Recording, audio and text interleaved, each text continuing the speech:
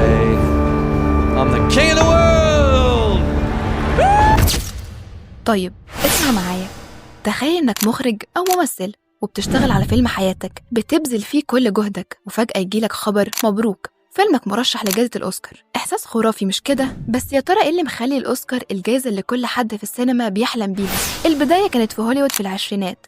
كانت الفترة دي هوليوود كانت مسيطرة على السوق، وكان النجوم في الفترة دي هم تشارلي تشابلن وبيستر كيتن. بس كانت السينما في الفترة دي مجرد تسلية للناس، مش فن راقي ومعترف بيه. ومن هنا جت فكرة تكريم الممثلين بطريقة تكون راقية ومهمة. في سنة 1927 رئيس شركة MGM للإنتاج السينمائي لويس بي ماير كان شايف إن السينما محتاجة جائزة تكون مهمة للسينما ويتميز بيها كل اللي بياخدوه، وفعلا نفذ الفكرة ودعا مجموعة من الشخصيات المؤثرة في هوليوود علشان يتفقوا على تأسيس أكاديمية EMBES اللي هي أكاديمية فنون وعلوم الصور المتحركة. وبقت الأكاديمية دي هي اللي مسؤولة عن تنظيم الأوسكار لحد دلوقتي. طيب خلينا أحكي لك عن أول حفل الأوسكار. في سنة 1929 اتنظم أول حفل الأوسكار في فندق روزفنت في لوس أنجلوس، وما كانش زي حفل الأوسكار اللي انت بتشوفه دلوقتي. كان حفل بسيط حضر فيه 270 واحد بس، ومدته كانت ربع ساعة، وكمان كانت الجوائز اللي فيه أعلن عنها قبلها بأسابيع، فما كانش فيه أي مفاجأة. وكمان كانت تذاكر الحفلة ب$5. وأول فيلم فاز بالجائزة دي كان فيلم وينجز، فيلم حربي عن الطيران في الحرب العالمية الأولى، واللي فاز بجائزة أفضل ممثل هو إيميل جانجيز عن دوره فيلم ذا لاست كوماند، وهو أول ممثل يفوز بالجائزة دي.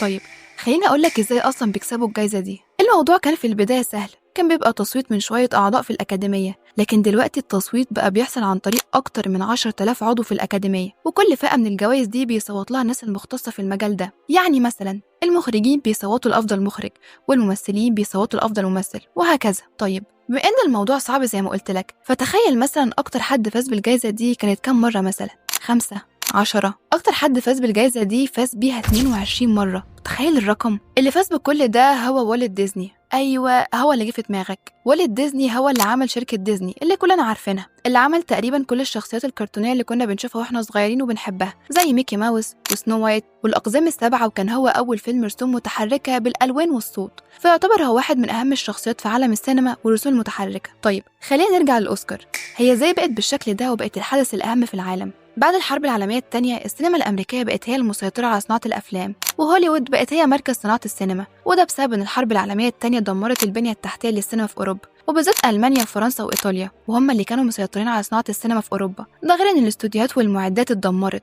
والاقتصاد كان ضايع، فكانت الأولوية إنهم يعمروا البلد مش صناعة الأفلام. واللي خلى هوليوود تسيطر أكتر هي خطة مارشال لتعمير أوروبا، واللي كان من أهم أهدافها إنها تنشر ثقافة أمريكا في أوروبا. فبقت هوليوود مش بس في أمريكا، لأ دي دخلت على أوروبا كمان. ومن هنا بقى انتشرت الأوسكار، وبقت حدث مهم عشان تفرض ثقافة هوليوود أكتر، وتبقى أمريكا ضربت عصفورين بحجر، نشرت ثقافتها في أوروبا وبقى اسمها مربوط بجائزة كبيرة زي الأوسكار. بعد ما عرفنا القصة دي خلينا أقول لك كده أهم الأفلام اللي خدوا الجائزة. خلينا نبدأ بفيلم لو في جائزة أحسن من الأوسكار فالمفروض ياخدها، هو فيلم ذا جاد فاذر، الفيلم اللي حقق نجاح كبير ولحد دلوقتي هو فيلم من أهم وأحسن الأفلام. والممثل مارلون براندو رفض ياخد الجائزة علشان هوليوود كانت بتعامل الهنود الحمر بطريقة مش كويسة، وبعد حد ياخد الجائزة مكانه. طيب في فيلم تاني أظن كلنا عارفينه وبنحبه، خد 11 جائزة أوسكار، وهو فيلم تايتانيك. والحفلة دي كانت تقريبا من أهم حفلات الأوسكار، لما جيمس كاميرون وقف على المسرح وقال أنا ملك العالم بعد ما خد الجائزة. You guys gave me pure gold every day, and I share this gold with you. Everybody else that I was going to thank either got an Oscar or a nomination, so they're covered. Except for my fellow producers, Ray Sankini and John Landau.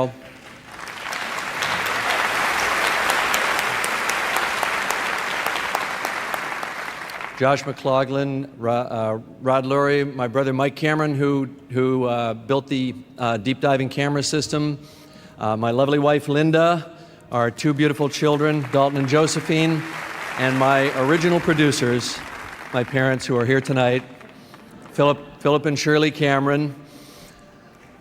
Mom, Dad, there's no way that I can express to you what I'm feeling right now. My heart is full to bursting, except to say, I'm the king of the world!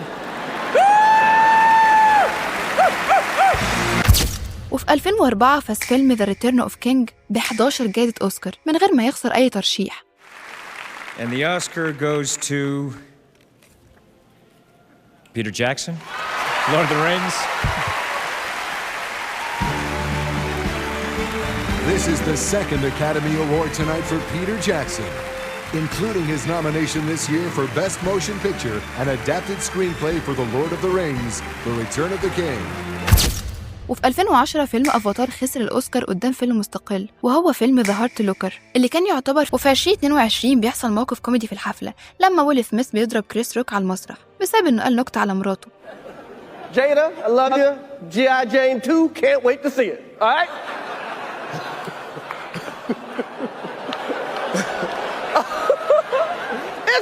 that was a nice one. Okay.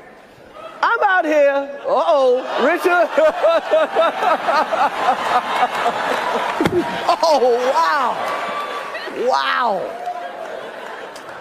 Will Smith just smacked the shit out of me.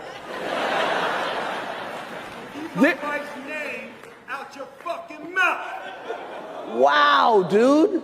Yes. It was a G.I. Jane joke. Keep my wife's name out your fucking mouth. I'm going to, okay?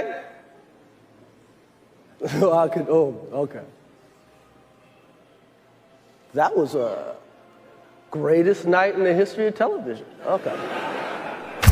وبرغم الجدل ده إلا إن ويل سميث فاز بأول أوسكار ليه في الحفلة دي، فخلينا مقتنعين إن الأوسكار بقت حدث مهم في عالم السينما، وأي حد في السينما حلمه إنه ياخد الجائزة دي. وبس كده الحلقة خلصت وحكيت لك شوية حاجات تخليك تعرف إيه هي الأوسكار.